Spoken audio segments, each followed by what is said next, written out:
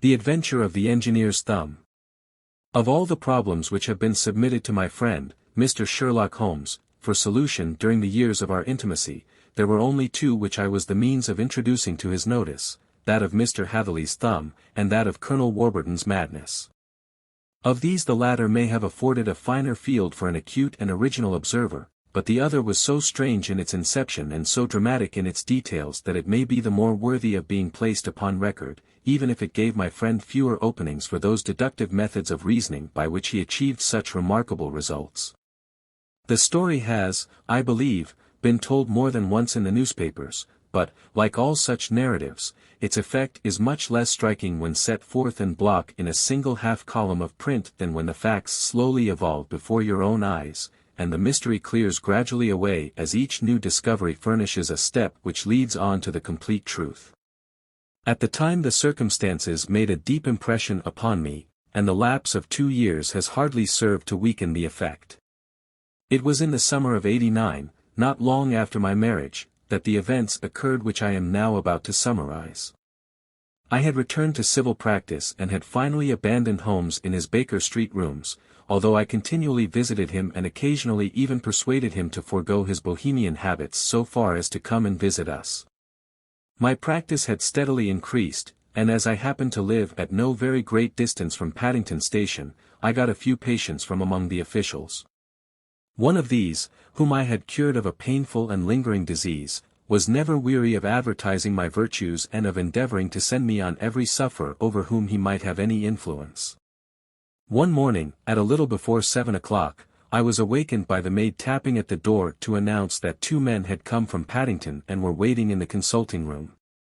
I dressed hurriedly, for I knew by experience that railway cases were seldom trivial, and hastened downstairs.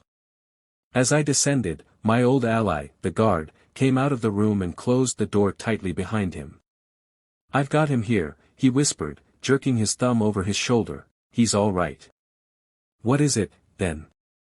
I asked, for his manner suggested that it was some strange creature which he had caged up in my room. "It's a new patient," he whispered. "I thought I'd bring him round myself, then he couldn't slip away. There he is, all safe and sound. I must go now, doctor, I have my duties, just the same as you." And off he went, this trusty tout, without even giving me time to thank him. I entered my consulting room and found a gentleman seated by the table. He was quietly dressed in a suit of heather tweed with a soft cloth cap which he had laid down upon my books. Round one of his hands he had a handkerchief wrapped, which was mottled all over with bloodstains. He was young, not more than 25, I should say, with a strong, masculine face, but he was exceedingly pale and gave me the impression of a man who was suffering from some strong agitation, which it took all his strength of mind to control. "I am sorry to knock you up so early, doctor," said he, "but I have had a very serious accident during the night. I came in by train this morning, and on inquiring at Paddington as to where I might find a doctor, a worthy fellow very kindly escorted me here. I gave the maid a card, but I see that she has left it upon the side table." I took it up and glanced at it. "Mr. Victor Hatherley, hydraulic engineer, 16A, Victoria Street, 3rd floor." That was the name, style, and abode of my morning visitor. "I regret that I have kept you waiting," said I, sitting down in my library chair. "You are fresh from a night journey, I understand, which is in itself a monotonous occupation." "Oh, my night could not be called monotonous," said he, and laughed. He laughed very heartily, with a high, ringing note, leaning back in his chair and shaking his sides. All my medical instincts rose up against that laugh. "Stop it!" I cried, "Pull yourself together," and I poured out some water from a carafe. It was useless, however. He was off in one of those hysterical outbursts which come upon a strong nature when some great crisis is over and gone. Presently he came to himself once more, very weary and pale-looking. "I have been making a fool of myself," he gasped. "Not at all. Drink this." I dashed some brandy into the water, and the color began to come back to his bloodless cheeks. "That's better," said he. "And now, doctor, perhaps you would kindly attend to my thumb, or rather to the place where my thumb used to be." He unwound the handkerchief and held out his hand. It gave even my hardened nerves a shudder to look at it. There were 4 protruding fingers and a horrid red, spongy surface where the thumb should have been. It had been hacked or torn right out from the roots. "Good heavens!" I cried, "this is a terrible injury. It must have bled considerably." "Yes, it did. I fainted when it was done, and I think that I must have been senseless for a long time. When I came to I found that it was still bleeding, so I tied one end of my handkerchief very tightly round the wrist and braced it up with a twig." "Excellent. You should have been a surgeon. It is a question of hydraulics, you see, and came within my own province." "This has been done," said I, examining the wound, "by a very heavy and sharp instrument." "A thing like a cleaver," said he. "An accident, I presume?" "By no means." "What?" I sponged the wound, cleaned it, dressed it, and finally covered it over with cotton wadding in carbolised bandages. He lay back without wincing, though he bit his lip from time to time. "How is that?" I asked when I had finished. "Capital. Between your brandy and your bandage, I feel a new man. I was very weak, but I have had a good deal to go through. Perhaps you had better not speak of the matter. It is evidently trying to your nerves." "Oh, no, not now. I shall have to tell my tale to the police, but, between ourselves, if it were not for the convincing evidence of this wound of mine, I should be surprised if they believed my statement, for it is a very extraordinary one, and I have not much in the way of proof with which to back it up, and, even if they believe me, the clues which I can give them are so vague that it is a question whether justice will be done."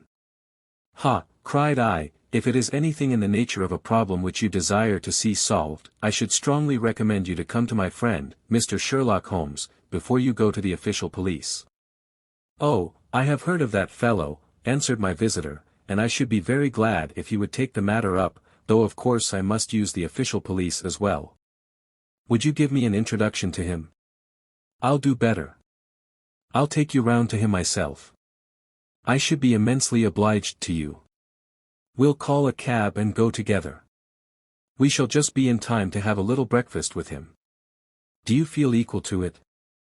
"Yes, I shall not feel easy until I have told my story. Then my servant will call a cab, and I shall be with you in an instant." I rushed upstairs, explained the matter shortly to my wife, and in 5 minutes was inside a hansom, driving with my new acquaintance to Baker Street.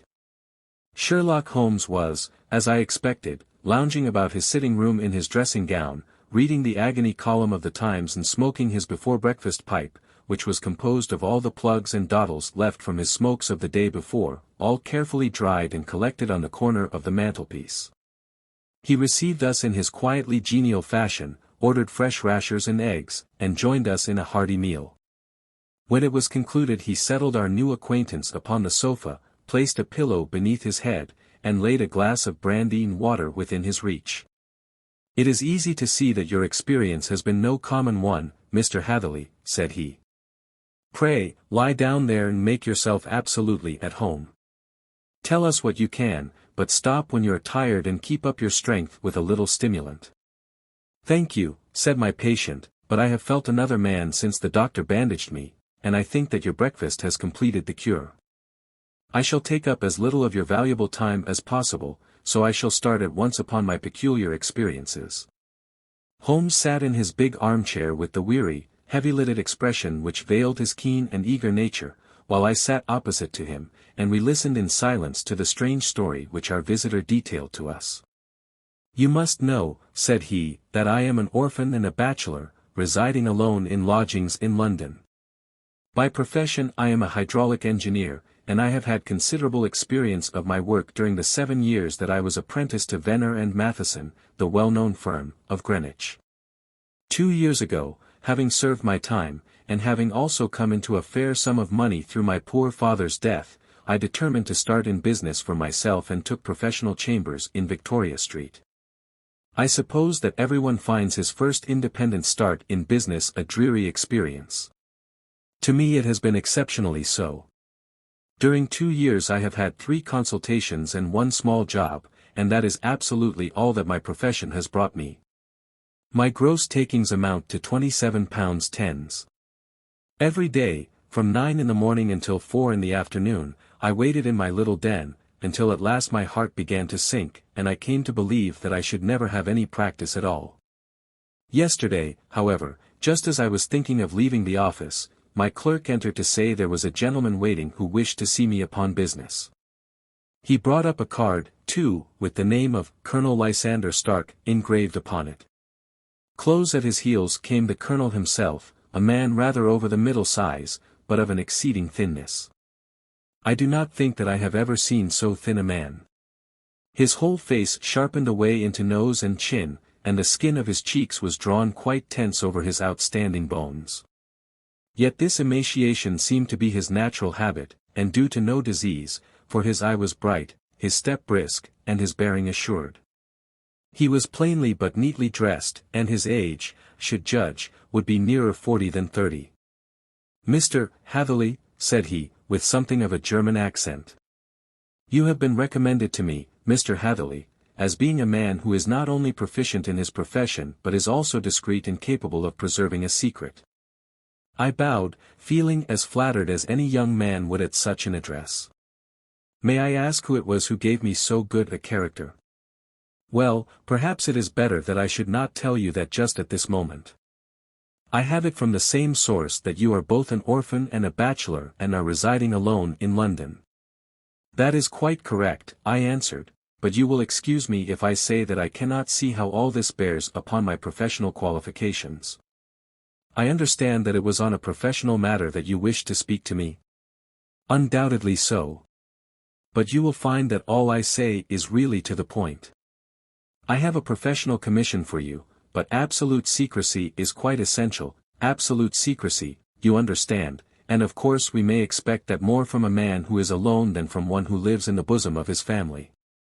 "If I promise to keep a secret," said I, "you may absolutely depend upon my doing so." He looked very hard at me as I spoke, and it seemed to me that I had never seen so suspicious and questioning an eye. "Do you promise, then?" said he at last. "Yes, I promise." Absolute and complete silence before, during, and after.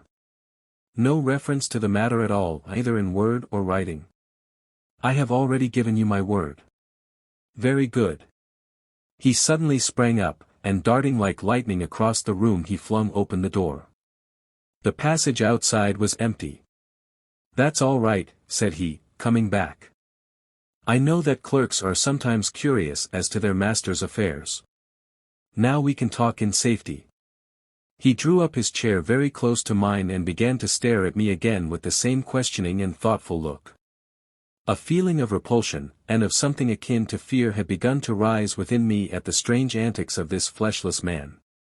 Even my dread of losing a client could not restrain me from showing my impatience. "I beg that you will state your business, sir," said I, "my time is of value." Heaven forgive me for that last sentence, but the words came to my lips. "How would 50 guineas for a night's work suit you?" he asked. "Most admirably." "I say a night's work, but an hour's would be nearer the mark. I simply want your opinion about a hydraulic stamping machine which has got out of gear. If you show us what is wrong we shall soon set it right ourselves. What do you think of such a commission as that? The work appears to be light and the pay munificent." "Precisely so. We shall want you to come tonight by the last train." "Where to?" "To Ayford, in Berkshire. It is a little place near the borders of Oxfordshire, and within 7 miles of Reading. There is a train from Paddington which would bring you there at about 11:15. "Very good. I shall come down in a carriage to meet you." "There is a drive, then?" "Yes, our little place is quite out in the country. It is a good 7 miles from Ayford station. Then we can hardly get there before midnight. I suppose there would be no chance of a train back. I should be compelled to stop the night." "Yes, we could easily give you a shakedown." "That is very awkward. Could I not come at some more convenient hour?" We have judged it best that you should come late. It is to recompense you for any inconvenience that we are paying to you, a young and unknown man, a fee which would buy an opinion from the very heads of your profession. Still, of course, if you would like to draw out of the business, there is plenty of time to do so. I thought of the 50 guineas, and of how very useful they would be to me. Not at all, said I shall be very happy to accommodate myself to your wishes. I should like, however, to understand a little more clearly what it is that you wish me to do. Quite so. It is very natural that the pledge of secrecy which we have exacted from you should have aroused your curiosity. I have no wish to commit you to anything without your having it all laid before you. I suppose that we are absolutely safe from eavesdroppers. Entirely. Then the matter stands thus. You are probably aware that fuller's earth is a valuable product, and that it is only found in 1 or 2 places in England. I have heard so. Some little time ago I bought a small place, a very small place, within 10 miles of Reading. I was fortunate enough to discover that there was a deposit of fuller's earth in one of my fields. On examining it, however, I found that this deposit was a comparatively small one, and that it formed a link between 2 very much larger ones upon the right and left, both of them, however, in the grounds of my neighbors. These good people were absolutely ignorant that their land contained that which was quite as valuable as a gold mine. Naturally, it was to my interest to buy their land before they discovered its true value, but unfortunately I had no capital by which I could do this. I took a few of my friends into the secret, however, and they suggested that we should quietly and secretly work our own little deposit and that in this way we should earn the money which would enable us to buy the neighboring fields. This we have now been doing for some time, and in order to help us in our operations we erected a hydraulic press. This press, as I have already explained, has got out of order, and we wish your advice upon the subject. We guard our secret very jealously, however, and if it once became known that we had hydraulic engineers coming to our little house, it would soon rouse inquiry, and then, if the facts came out, it would be goodbye to any chance of getting these fields and carrying out our plans. That is why I have made you promise me that you will not tell a human being that you are going to Ayford tonight. I hope that I make it all plain. I quite follow you, said I. The only point which I could not quite understand was what use you could make of a hydraulic press in excavating fuller's earth, which, as I understand, is dug out like gravel from a pit.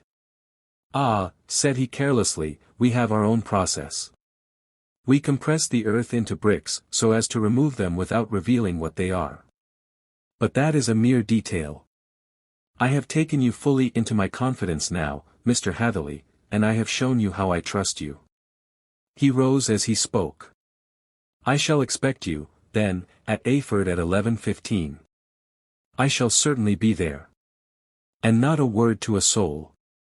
He looked at me with a last long, questioning gaze, and then, pressing my hand in a cold, dank grasp, he hurried from the room.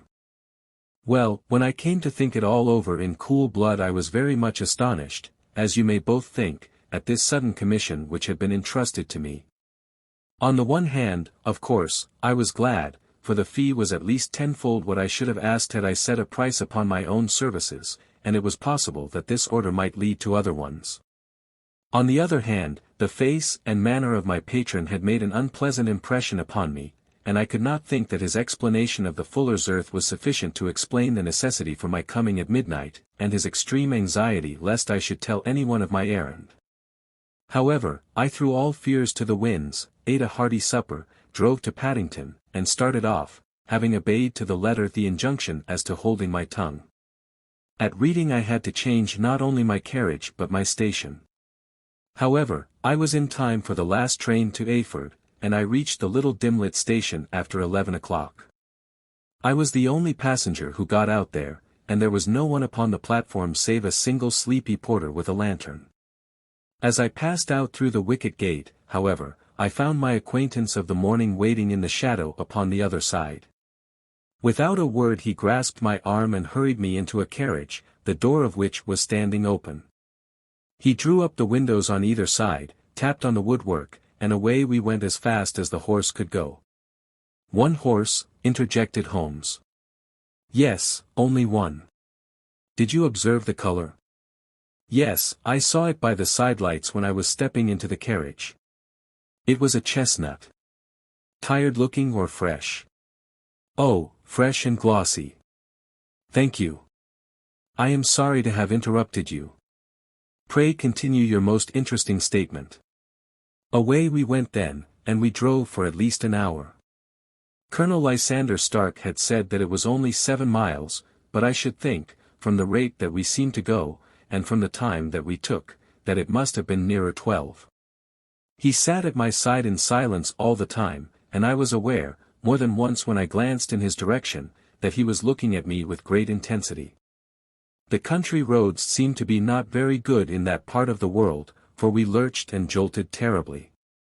I tried to look out of the windows to see something of where we were, but they were made of frosted glass, and I could make out nothing save the occasional bright blur of a passing light. Now and then I hazarded some remark to break the monotony of the journey, but the colonel answered only in monosyllables, and the conversation soon flagged. At last, however, the bumping of the road was exchanged for the crisp smoothness of a gravel drive, and the carriage came to a stand.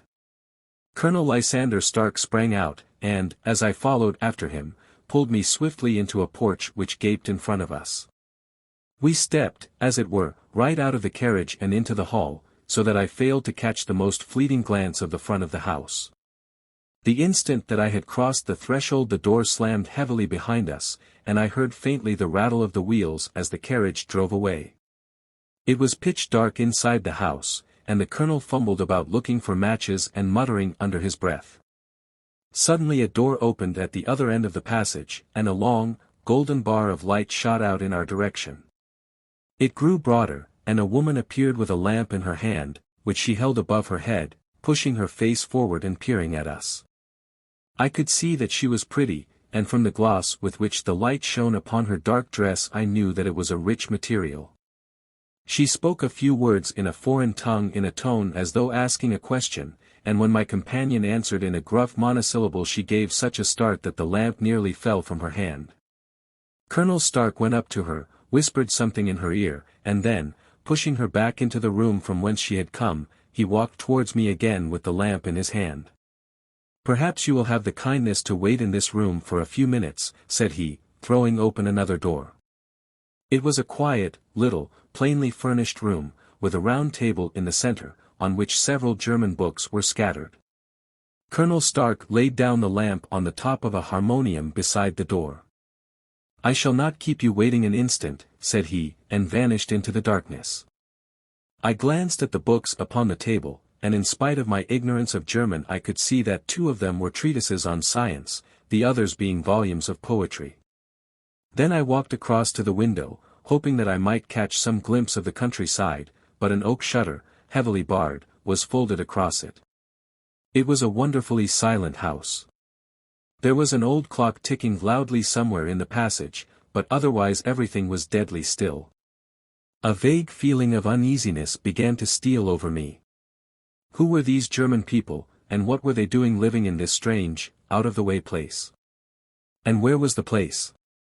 I was 10 miles or so from Eyford, that was all I knew, but whether north, south, east, or west I had no idea. For that matter, Reading, and possibly other large towns, were within that radius, so the place might not be so secluded, after all. Yet it was quite certain, from the absolute stillness, that we were in the country. I paced up and down the room, humming a tune under my breath to keep up my spirits and feeling that I was thoroughly earning my 50-guinea fee. Suddenly, without any preliminary sound in the midst of the utter stillness, the door of my room swung slowly open. The woman was standing in the aperture, the darkness of the hall behind her, the yellow light from my lamp beating upon her eager and beautiful face. I could see at a glance that she was sick with fear, and the sight sent a chill to my own heart. She held up one shaking finger to warn me to be silent, and she shot a few whispered words of broken English at me, her eyes glancing back, like those of a frightened horse, into the gloom behind her. "I would go," said she, trying hard, as it seemed to me, to speak calmly, "I would go. I should not stay here. There is no good for you to do. But, madam, said I have not yet done what I came for. I cannot possibly leave until I have seen the machine. It is not worth your while to wait, she went on. You can pass through the door, no one hinders. And then, seeing that I smiled and shook my head, she suddenly threw aside her constraint and made a step forward, with her hands wrung together. For the love of heaven, she whispered, get away from here before it is too late. But I am somewhat headstrong by nature, and the more ready to engage in an affair when there is some obstacle in the way. I thought of my 50-guinea fee, of my wearisome journey, and of the unpleasant night which seemed to be before me. Was it all to go for nothing? Why should I slink away without having carried out my commission, and without the payment which was my due? This woman might, for all I knew, be a monomaniac. With a stout bearing, therefore, though her manner had shaken me more than I cared to confess, I still shook my head and declared my intention of remaining where I was. She was about to renew her entreaties when a door slammed overhead, and the sound of several footsteps was heard upon the stairs. She listened for an instant, threw up her hands with a despairing gesture, and vanished as suddenly and as noiselessly as she had come. The newcomers were Colonel Lysander Stark and a short thick man with a chinchilla beard growing out of the creases of his double chin, who was introduced to me as Mr. Ferguson. This is my secretary and manager, said the colonel. By the way, I was under the impression that I left this door shut just now. I fear that you have felt the draught. On the contrary, said I opened the door myself because I felt the room to be a little close. He shot one of his suspicious looks at me. Perhaps we had better proceed to business, then, said he. Mr. Ferguson and I will take you up to see the machine. I had better put my hat on, I suppose. Oh, no, it is in the house. What, you dig fuller's earth in the house? No, no. This is only where we compress it. But never mind that. All we wish you to do is to examine the machine and to let us know what is wrong with it. We went upstairs together, the colonel first with the lamp, the fat manager and I behind him. It was a labyrinth of an old house, with corridors, passages, narrow winding staircases, and little low doors, the thresholds of which were hollowed out by the generations who had crossed them. There were no carpets and no signs of any furniture above the ground floor, while the plaster was peeling off the walls, and the damp was breaking through in green, unhealthy blotches. I tried to put on as unconcerned an air as possible, but I had not forgotten the warnings of the lady, even though I disregarded them, and I kept a keen eye upon my two companions. Ferguson appeared to be a morose and silent man, but I could see from the little that he said that he was at least a fellow countryman. Colonel Lysander Stark stopped at last before a low door, which he unlocked. Within was a small, square room, in which the three of us could hardly get at one time. Ferguson remained outside, and the colonel ushered me in. We are now, said he, actually within the hydraulic press, and it would be a particularly unpleasant thing for us if anyone were to turn it on. The ceiling of this small chamber is really the end of the descending piston, and it comes down with the force of many tons upon this metal floor. There are small lateral columns of water outside which receive the force, and which transmit and multiply it in the manner which is familiar to you. The machine goes readily enough, but there is some stiffness in the working of it, and it has lost a little of its force. Perhaps you will have the goodness to look it over and to show us how we can set it right. I took the lamp from him, and I examined the machine very thoroughly.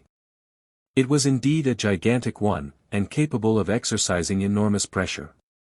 When I passed outside, however, and pressed down the levers which controlled it, I knew at once by the whishing sound that there was a slight leakage, which allowed a regurgitation of water through one of the side cylinders.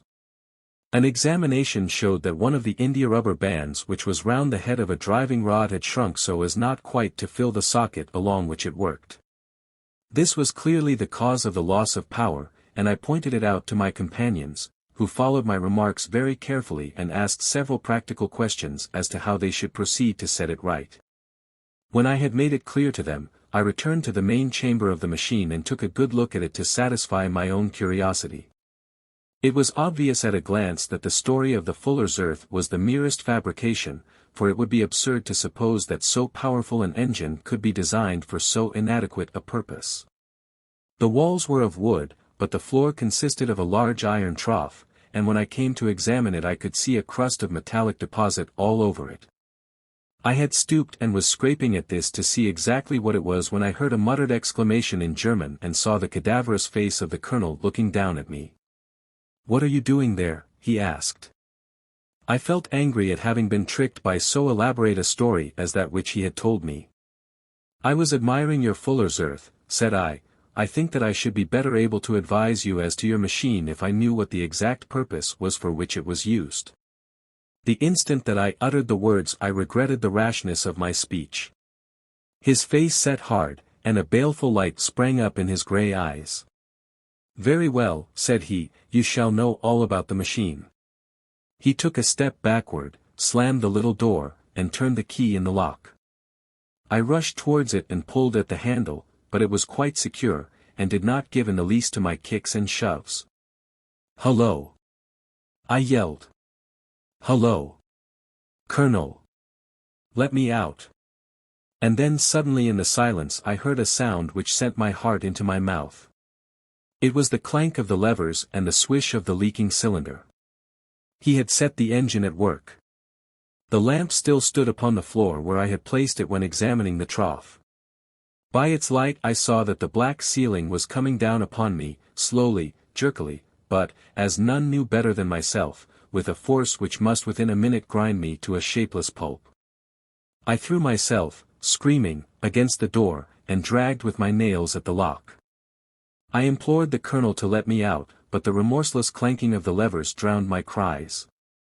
The ceiling was only a foot or two above my head, and with my hand upraised I could feel its hard, rough surface. Then it flashed through my mind that the pain of my death would depend very much upon the position in which I met it. If I lay on my face the weight would come upon my spine, and I shuddered to think of that dreadful snap. Easier the other way, perhaps, and yet, had I the nerve to lie and look up at that deadly black shadow wavering down upon me? Already I was unable to stand erect, when my eye caught something which brought a gush of hope back to my heart. I have said that though the floor and ceiling were of iron, the walls were of wood. As I gave a last hurried glance around, I saw a thin line of yellow light between two of the boards, which broadened and broadened as a small panel was pushed backward. For an instant I could hardly believe that here was indeed a door which led away from death. The next instant I threw myself through, and lay half fainting upon the other side. The panel had closed again behind me, but the crash of the lamp, and a few moments afterwards the clang of the two slabs of metal, told me how narrow had been my escape. I was recalled to myself by a frantic plucking at my wrist, and I found myself lying upon the stone floor of a narrow corridor, while a woman bent over me and tugged at me with her left hand, while she held a candle in her right. It was the same good friend whose warning I had so foolishly rejected. "Come! Come!" she cried breathlessly. "They will be here in a moment.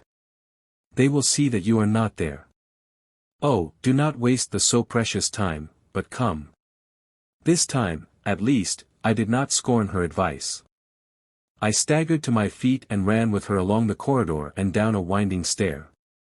The latter led to another broad passage, and just as we reached it we heard the sound of running feet and the shouting of two voices, one answering the other from the floor on which we were and from the one beneath. My guide stopped and looked about her like one who is at her wit's end. Then she threw open a door which led into a bedroom, through the window of which the moon was shining brightly. "It is your only chance," said she. "It is high, but it may be that you can jump it." As she spoke a light sprang into view at the further end of the passage, and I saw the lean figure of Colonel Lysander Stark rushing forward with a lantern in one hand and a weapon like a butcher's cleaver in the other. I rushed across the bedroom, flung open the window, and looked out. How quiet and sweet and wholesome the garden looked in the moonlight, and it could not be more than 30 feet down. I clambered out upon the sill, but I hesitated to jump until I should have heard what passed between my saviour and the ruffian who pursued me. If she were ill-used, then at any risks I was determined to go back to her assistance. The thought had hardly flashed through my mind before he was at the door, pushing his way past her, but she threw her arms round him and tried to hold him back. "Fritz! Fritz," she cried in English, "remember your promise after the last time. You said it should not be again. He will be silent. Oh, he will be silent. You are mad, Elise," he shouted, struggling to break away from her. "You will be the ruin of us. He has seen too much. Let me pass, I say." He dashed her to one side, and, rushing to the window, cut at me with his heavy weapon. I had let myself go, and was hanging by the hands to the sill, when his blow fell. I was conscious of a dull pain, my grip loosened, and I fell into the garden below. I was shaken but not hurt by the fall, so I picked myself up and rushed off among the bushes as hard as I could run, for I understood that I was far from being out of danger yet. Suddenly, however, as I ran, a deadly dizziness and sickness came over me. I glanced down at my hand, which was throbbing painfully, and then, for the first time, saw that my thumb had been cut off and that the blood was pouring from my wound. I endeavored to tie my handkerchief round it, but there came a sudden buzzing in my ears, and next moment I fell in a dead faint among the rose bushes. How long I remained unconscious I cannot tell. It must have been a very long time, for the moon had sunk, and a bright morning was breaking when I came to myself. My clothes were all sodden with dew, and my coat sleeve was drenched with blood from my wounded thumb. The smarting of it recalled in an instant all the particulars of my night's adventure, and I sprang to my feet with the feeling that I might hardly yet be safe from my pursuers. But to my astonishment, when I came to look round me, neither house nor garden were to be seen. I had been lying in an angle of the hedge close by the highroad, and just a little lower down was a long building, which proved, upon my approaching it, to be the very station at which I had arrived upon the previous night. Were it not for the ugly wound upon my hand, all that had passed during those dreadful hours might have been an evil dream. Half dazed, I went into the station and asked about the morning train. There would be one to Reading in less than an hour. The same porter was on duty, I found, as had been there when I arrived. I inquired of him whether he had ever heard of Colonel Lysander Stark. The name was strange to him.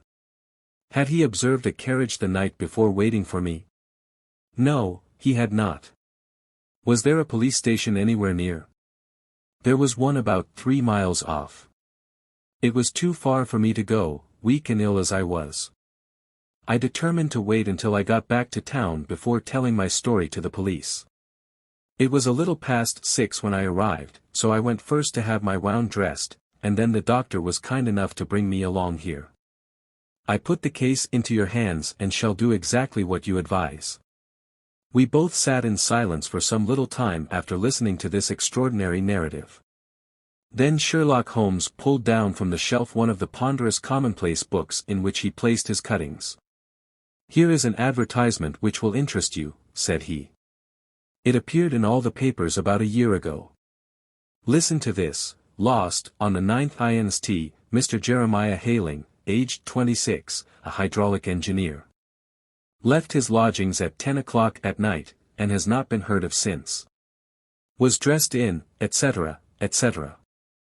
Ha! That represents the last time that the colonel needed to have his machine overhauled, I fancy." "Good heavens," cried my patient. "Then that explains what the girl said."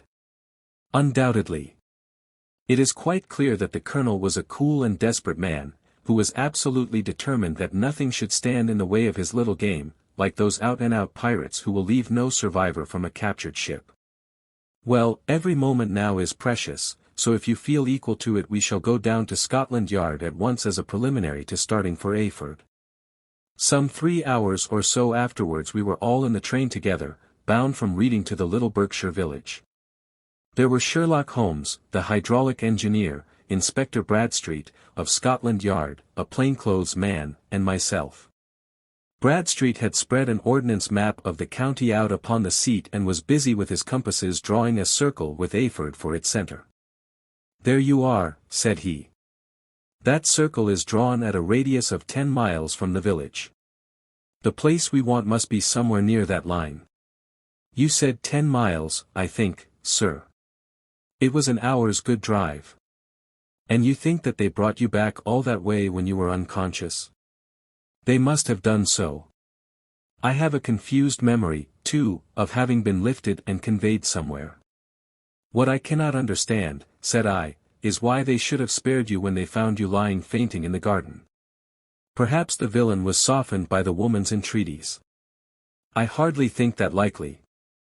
I never saw a more inexorable face in my life. Oh, we shall soon clear up all that, said Bradstreet. Well, I have drawn my circle, and I only wish I knew at what point upon it the folk that we are in search of are to be found. I think I could lay my finger on it, said Holmes quietly. Really, now, cried the inspector, you have formed your opinion. Come, now, we shall see who agrees with you. I say it is south, for the country is more deserted there. And I say east, said my patient. I am for west, remarked the plainclothes man.